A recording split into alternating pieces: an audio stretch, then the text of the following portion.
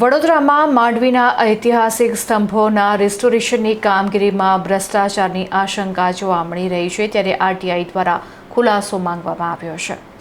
મહત્વાકાંક્ષી પ્રોજેક્ટ માટે કોર્પોરેશન પર આશરે ₹4 કરોડ 96 લાખનું ટેન્ડર મંજૂર કરીને સવાણી હેરિટેજ નામની એજન્સીને કામ સોંપવામાં આવ્યું હતું। જો કે કામ શરૂ થયાને 6 મહિના જેટલો લાંબો સમય વીતી ગયો હોવા છતાં ગ્રાઉન્ડ ઝીરો પર કોઈ જ નોંધપાત્ર કામગીરી દેખાતી નથી। આ સમગ્ર મામલે તંત્રના જ ઉચ્ચ અધિકારીઓના વિરોધાભાસી નિવેદનોએ શંકાને વધુ મજબૂત બનાવી છે। એક તરફ મ્યુનિસિપલ કમિશનર કામમાં થઈ રહેલા વિલંબ પાછળ ટેકનિકલ કારણો આગળ ધરી રહ્યા છે, તો બીજી તરફ હેરિટેજ સેલ એવો દાવો કરી રહ્યો છે કે 15% થી 20% જેટલું કામ પૂર્ણ થઈ ગયું છે। તંત્રના આવા દાવા સામે સામાજિક કાર્યકરોએ આકરા સવાલો ઉઠાવ્યા છે। તેમનું કહેવું છે કે જો ₹5 કરોડના પ્રોજેક્ટનું 20% એટલે કે અંદાજે ₹1 કરોડનું કામ થઈ ગયું હોય તો તે વાસ્તવિક સ્થળ પર કેમ દેખાતું નથી।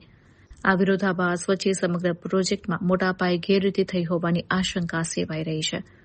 આખરે આ મામલાના મૂળ સુધી પહોંચવા માટે કોર્પોરેશનમાં એક આરટીઆઈ દાખલ કરવામાં આવી છે, જેમાં રિસ્ટોરેશન માટે વપરાતી પદ્ધતિ, સામગ્રીની ગુણવત્તા, એજન્સીને અત્યાર સુધી ચૂકવાયેલું પેમેન્ટ અને કામગીરીના ફોટોગ્રાફ સહિતના તમામ પુરાવાઓ સાથે સત્તાવાર ખુલાસો માંગવામાં આવ્યો છે।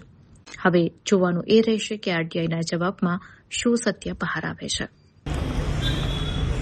આપણી વડોદરાની વિરાસતો ધર્મ અને ધરોહર સાથે જોડાયેલી છે। એમાંની એક વિરાસત માંડવી કે જેના માટે હું છેલ્લા 436 દિવસથી ખુલ્લા પગે તપ કરી રહ્યો છું। એ આપણે બધા જ જાણીએ છીએ કે માંડવી દરવાજાનો ઇતિહાસ રાજા વિક્રમાદિત્ય સાથે જોડાયેલો છે, સ્વામિનારાયણ ભગવાન સાથે જોડાયેલો છે, મેરડી માતા સાથે જોડાયેલો છે। હવે આવી ધર્મ અને ધરોહર સાથે જોડાયેલી વિરાસતોને જ્યારે ન્યાય ના મળે, એને વધુ નુકસાન થાય તો એક બ્રાહ્મણ પરિવારમાં જન્મ્યો છું અને બ્રાહ્મણનું કર્તવ્ય છે કે ધર્મ અને ધરોહરની વાત આવે તો એના માટે અવાજ ઉઠાવવો જોઈએ। છેલ્લા 10 વર્ષથી કહીએ તો ઘણા બધા સામાજિક સંસ્થાઓ દ્વારા સાથે રહીને વડોદરાની વિરાસતો માટે, હેરિટેજ માટે ઘણા બધા આવેદનને નિવેદનપત્ર મહાનગરપાલિકાને આપ્યા છે।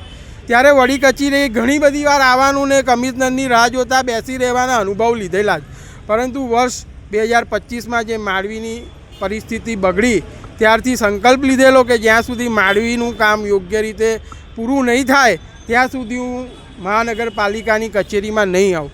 પરંતુ આજથી કહીએ 10-12 દિવસ પહેલાં એક મીડિયાના માધ્યમથી હેરિટેજ સેલના ડિપાર્ટમેન્ટ દ્વારા એવી માહિતી આપવામાં આવી છે કે માંડવીનું કામ 15 થી 20% પતી ગયું છે અને મહાનગરપાલિકાના કમિશનર સતત રિવ્યૂ બેઠકમાં કહે છે કે ટેકનિકલ કારણને લીધે માંડવીનું કામ શરૂ થયું નથી।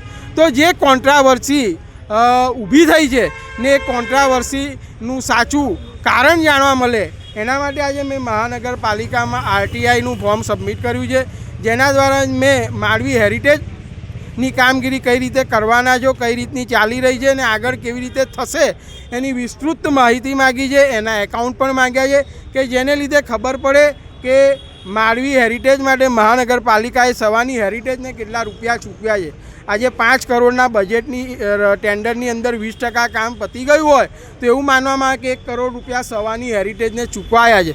તો માંડવીનું કામ જ્યારે 0 લેવલનું છે તો કઈ રીતની 15 થી 20% કામગીરી થઈને કઈ રીતના કઈ કામગીરી માટે પૈસા ચૂકવાયા એ વડોદરાની ટેક્સના પ્રજામાંથી જ્યારે વિરાસતોનો વિકાસ થતો હોય તો વડોદરાની પ્રજાનો જાણવાનો હક છે। એ હક માટે મેં આજે અહીંયા આવેદનને આરટીઆઈ કરી છે કે જે માહિતી આવ્યા પછી મીડિયાના માધ્યમથી હું વડોદરાની પ્રજાને એ જણાવી શકું કે માંડવીનું કામગીરી કઈ રીતની ચાલી રહી છે અને કઈ પરિસ્થિતિમાં માંડવી છે।